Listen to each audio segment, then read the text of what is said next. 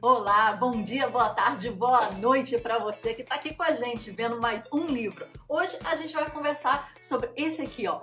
Pense como um artista e tenha uma vida mais criativa e produtiva, do Will Gompertz. Ele é muito legal, ele tem vários livros como esse aqui, ó. Se você não conhece, Isso é Arte? Para quem tem dúvida sobre o que é arte ou não, esse aqui fala sobre os grandes movimentos. Mas o Pense como um Artista, que eu li aqui no Kindle, ele tem 224 páginas, foi editada pela editora Zahar, e é um livrinho pequenininho, né? Ele na sua versão física é um livrinho pequenininho, dá dentro da bolsa ou da pasta masculina, ele é muito legal. Ele resume concisamente e com vários exemplos 10 conceitos do pensamento do artista que você pode utilizar no seu dia a dia. Então, a cada item ele vai trazendo um tema e vai exemplificando com um artista específico e contando a história desse artista, como é que se aplica a esse tema.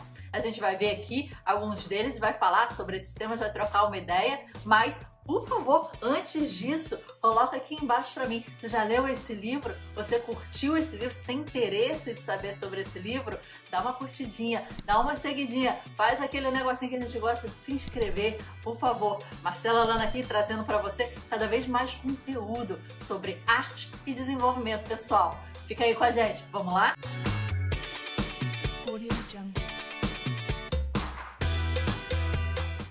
O autor Will Gompertz, ele é editor de arte da BBC. E durante esse tempo todo em que ele teve contato com vários artistas, ele trouxe para esse livro o aprendizado dele de quais são as práticas e os processos criativos que esses artistas utilizam para que a sua criatividade floresça. E ele vai discutindo em 10 temas, trazendo vários exemplos de Picasso, Marina Abramovic, Van Gogh, Duchamp, Michelangelo, Da Vinci e vários outros artistas. Cada item tem uma descrição e tem depois atrelado um exemplo de um artista. Agora, esse livro, ele é pequenininho, ele é bem fácil de ler, mas chega a certo ponto você vê que ele tem um foco um pouquinho mais ligado à pintura a óleo, né? A esse tipo de arte. Então, isso para algumas pessoas pode ser um pouquinho assim desanimador, mas o livro é muito, muito bom, muito indicado. Ele não chega a ser um livro puramente assim de autoajuda, sabe? Ele é um livro que vai um pouco além. E o Will Gompertz, como curiosidade aqui para vocês, ele veio do humor. Ele fazia stand-up comedy e algumas coisas de cartoon com humor. Até o outro livro dele, esse que eu apresentei para vocês, é cheio de charges de humor. Então, a narrativa é leve, é fluida e é muito bem humorada. Will começa falando o seguinte: não há nada capaz de nos fazer sentir tão verdadeiramente vivos e conectados ao mundo físico quanto o ato de dar vidas às nossas ideias. Essa é, suponho, a maior afirmação da nossa humanidade. E somos todos artistas. Só precisamos acreditar nisso. É o que os artistas fazem. E ele começa o primeiro ponto dele falando que os artistas são empreendedores. Ele fala que todo artista, ele tem um ímpeto, ele tem uma força, um foco, uma coragem, uma proatividade para sobreviver. O pensamento dele é criar meios de sobrevivência. E o empreendedorismo está muito ligado nisso. E quem sabe ele vai prosperar. Mas que todo bom artista é um bom empreendedor, porque ele precisa viver. Então ele tem que vender aquela obra dele, ele tem que se vender, ele tem que se entender também como um produto, trabalhar no seu marketing pessoal, né, e no seu produto. Ele traz vários exemplos, como a parceria entre o Picasso e o Theo, o irmão dele, né, para venda, e nas cartas, naquele livrinho Cartas a Theo, que até ele coloca, né, o entendimento da cabeça do Van Gogh. Tem certas passagens que ele coloca: não, se eu for encomendado um item, eu entendo que eu tenho que fazer conforme, né, o briefing, e se não, o cliente final não gostar, eu tenho que fazer de novo a obra de arte, porque a satisfação do cliente é a melhor parte e eu tenho que vender e eu tenho que entender que aquilo que eu crio tem que valer mais do que o material que está, o valor do material que está empregado naquilo. Então, que você já começa a perceber no discurso do Theo e do irmão uma questão de empreendedorismo muito grande, né? Questão de risco. Ele fala também que os artistas, eles correm muito riscos. Riscos pensados, calculados e às vezes não tão pensados assim. Uma das frases que ficam bem fortes aqui nesse capítulo são essas aqui. Andy Warhol: ganhar dinheiro é arte, trabalhar é arte, bons negócios são a melhor arte. O Oscar Wilde, ele fala: quando banqueiros jantam juntos, eles falam sobre arte. Quando artistas jantam juntos, eles falam sobre o dinheiro. Da Vinci fala que um ponto de vista empreendedor é essencial para o fazer artístico. O lucro compra a liberdade. A liberdade fornece tempo. E o tempo é um dos itens mais preciosos para todo mundo, né? Mas principalmente para o artista que não tem tempo e tem que sobreviver. Ele tem que colocar comida na boca dos filhos e entende isso na carne, né? E um exemplo aqui desse capítulo se chama Tester Gates. É um cara que vem do subúrbio de Chicago. Ele explica um pouquinho da situação dele, em que ele vai em apartamentos, em imóveis que estão assim destroçados, e ele pega o que tem dentro, né, o que foi deixado. Então ele pega aquele lixo, né, o que não está sendo mais usado, né, aquela tampa de fogão, aquela panela velha, né, as coisas que estão lá deixadas, e ele utiliza na sua obra de arte. Então ele faz a sua obra de arte, a sua escultura a partir desses itens deixados. Ele vende e vende muito bem, porque a arte dele é como se fosse uma questão política, né? Um ato político. E aí o que acontece? Com a venda dessas obras, ele compra aquele imóvel, ele renova aquele imóvel, faz uma obra de arte e ele coloca pessoas para morarem lá. Então, com isso e com o tempo e com a divulgação do seu trabalho, que foi muito bem colocada, tem toda uma questão social, uma questão política, uma questão artística, ele está renovando algumas áreas de periferia, já tem alguns imóveis e faz esses imóveis uma obra de arte e com um valor comercial, além da obra de arte retirada, né, do lixo das casas, em que grandes colecionadores pagam muito valor para isso. Tem uma passagem aqui dele super legal. O Tester, ele é conhecido como o Robin Hood dos mundos das artes, e ele fala, né, que eu acho que ele coloca o que o Andy Warhol colocou, né, que um bom negócio é a melhor forma de arte, não na ponta do lápis. Ele realmente está pegando lixo, fazendo arte, comprando arte, retornando para a sociedade e fazendo aquilo cíclico para melhorar. Ele está utilizando a sua função de artista com um peso social, uma transformação social muito grande. E olha o que ele coloca aqui.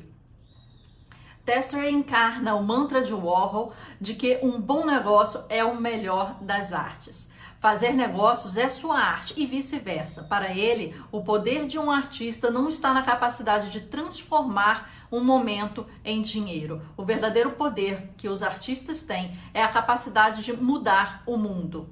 Há todas essas pessoas no mundo praticando atos horríveis de destruição, nivelando cumes de montanhas, criando guerras.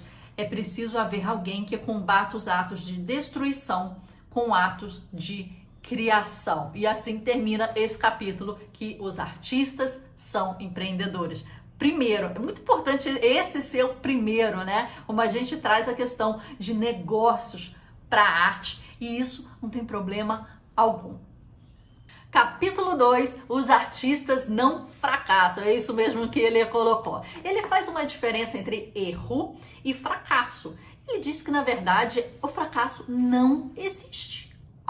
Não existe. Na verdade, existe uma sensação de fracasso. Mas o fracasso, ele é volátil, ele é inevitável e incontornável. Quer dizer, ele se configura como uma etapa essencial. Você vai passar por ela com certeza e você tem que passar por ela com certeza. Então, é o fracasso que vai fazer com que você perdure a partir do seu compromisso com o seu ofício. E frequentemente, o fracasso leva você a um plano B. Você está fazendo alguma coisa, tem tentativa e erro, tentativa e erro, tentativa e erro, fracassa, passa por esse estágio bem necessário, né, e indispensável, e depois vai chegar num outro momento onde vai se abrir um clarão e você vai conseguir enxergar as coisas de uma maneira diferente.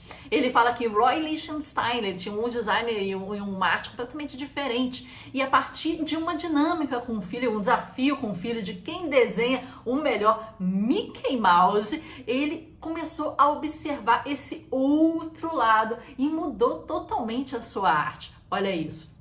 Fala que Shakespeare era ator, mas depois se descobriu dramaturgo. Fala que Rolling Stones, ele era uma banda cover, e depois Keith Richards e o Mick Jagger começaram a escrever, porque viram que assim eles conseguiriam se desenvolver como banda e ter um trabalho mais autoral. Que Da Vinci eles colocavam como um projetista de armamentos, e depois foi para um lado mais artístico e também, né, científico, vamos dizer assim. O Da Vinci era bem assim, qual a palavra?